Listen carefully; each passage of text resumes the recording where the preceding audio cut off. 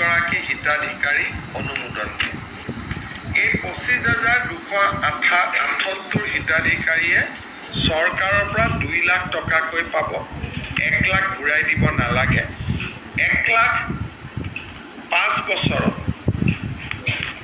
পিছত এটা ইকুৱেল ইনষ্টলমেণ্টত তেওঁলোকে ঘূৰাই দিব লাগিব। 5 বছৰ 2 লাখ টকা ঘূৰাই দিব নালাগে। 5 বছৰ পিছত 1 লাখ ঘূৰাই দিব নালাগে। উইদাউট সুদবিহীন ঋণ। এই আঁচনিখনত আমি আজি কেবিনেটে 25,238 বেনিফিচিয়াৰীক আমি অনুমোদন দিছোঁ। 3 নৱেম্বৰত এই আঁচনিখনৰ ধন আমি গুৱাহাটীত কেন্দ্ৰীয় অনুষ্ঠান এটাৰ জৰিয়তে আনুষ্ঠানিকভাৱে বিতৰণ কৰিম।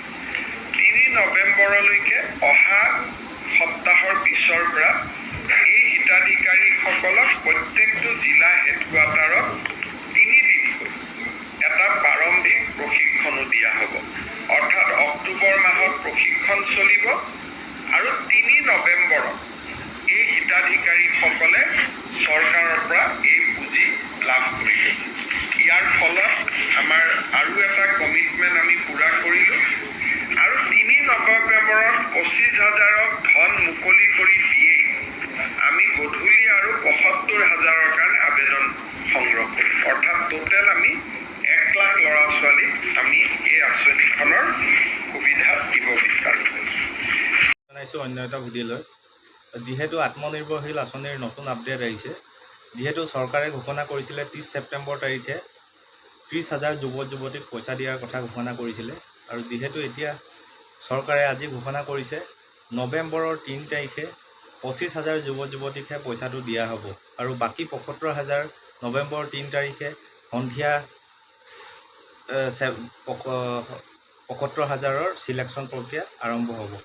আৰু সকলোৱে আশা কৰি আছিলে 30 ছেপ্টেম্বৰত পইচাটোৱে পাম বুলি, আৰু যিহেতু আজি চৰকাৰে ঘোষণা কৰিলে পইচাটো নৱেম্বৰৰ 3 তাৰিখেহে দিব বুলি। আৰু কোনো মন বেয়া কৰিব নালাগে, যিহেতু আপোনালোকক চৰকাৰে আজি ঘোষণা কৰিছেই 75,000 যিসকল যুৱক যুৱতী ৰৈ গ'ল ইণ্টাৰভিউলৈ, যিখিনি যাৰ কলিং অহা নাই, তেখেতলোকক অতি শীঘ্ৰেই তেখেতলোকে চিলেকশ্যন প্ৰক্ৰিয়া ষ্টাৰ্ট কৰিব। যিসকলৰ নিজৰ ব্যৱসায় প্ৰতিষ্ঠানৰ লগত যিসকলে জড়িত হৈ আছে তেখেতলোকৰ চান্সটো বেছি আছে বুলি আজি জানিব পৰা গৈছে। আৰু আগলৈ ভিডিঅ'টো আপোনালোকে চাই যাব। নতুন কিবা আপডেট আহিলে মই আপোনালোকক জনাবলৈ চেষ্টা কৰিম। আৰু মোৰ চেনেলত যদি নতুনকৈ আহিছে তেনেহ'লে চেনেলটো ছাবস্ক্ৰাইব কৰিবলৈ নাপাহৰিব।